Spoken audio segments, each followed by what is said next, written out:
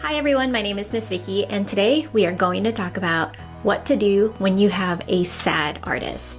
So here is 5 minutes of inspiration for you.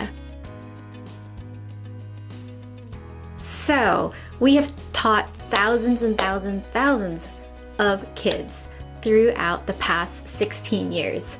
So one of the things that we have found in all spectrums, whether they're 3 years old or 18, is that you get kids that get really discouraged when they're doing their art. So there's 2 different techniques that I'm going to show you to kind of help move them along and keep them inspired. So first off, when you do have a sad artist, one of the things that we want to put ourselves into is empathy.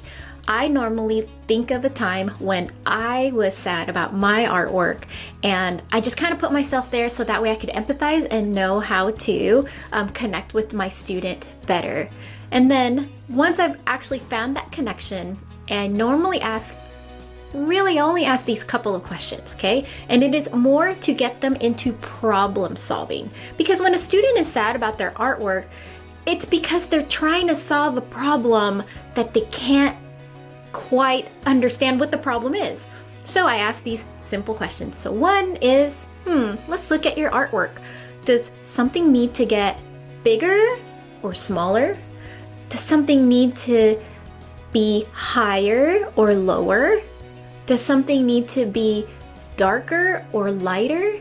And normally, if I ask those 3 questions and they're able to pinpoint 1 or maybe even 2 things in their artwork that needs to get bigger or smaller, darker or lighter, or even moving up or down, I normally am able to actually get them out of the I am not a good artist mode and into, okay, I could solve this problem mode, because really we're just helping kids solve visual problems.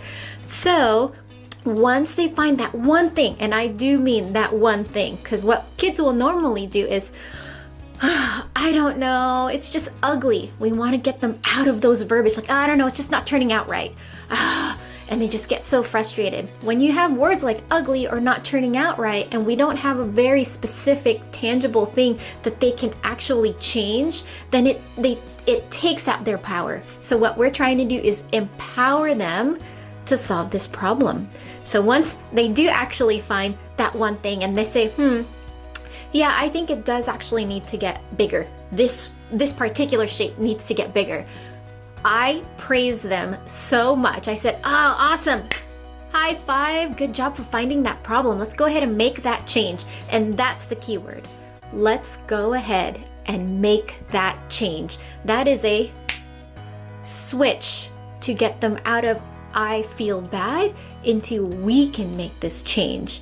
And we just come alongside our artists and let them know that we are making this change together and they are not alone, and that they are wonderful, amazing artists all along the way.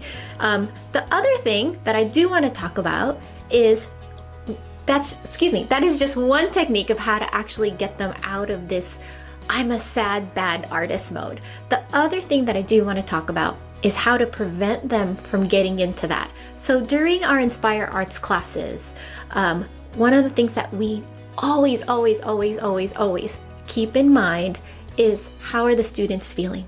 Am I being, as an instructor, as a parent, as a teacher, am I being encouraging? And am I guiding the student or my child that is inspiring for them? And so we always, whenever we ask a student to make a change, or they need to do something different to their artwork, or maybe there is actually a mistake, and I know there's no mistakes in art, but maybe they do actually need to change something. So one of the things that we do, we praise them for something in their artwork that they're doing well in. Like, I really love the way you created this line. Thumbs up. Then I go into, maybe we should go ahead, can we move this to here? I think that will help make your picture more vibrant, whatever it may be. And then if they agree, because it is their picture, we want to keep in mind it is their picture. We are just the teachers, we are just the parents that's kind of making suggestions and guidance along the way. One of the things that we definitely do, if they do agree, we say, awesome, thank you. Let's go ahead and make that change. If they do not agree, we say, okay, yeah, that's totally fine. I think that's a great decision, or that's, that is a great artistic choice. So always encouraging all throughout the time. And that is my inspirational thought for you for today. And I hope that your classes and your students at home are are feeling great and that they're feeling inspired. Thank you again. I hope you have an inspiring day.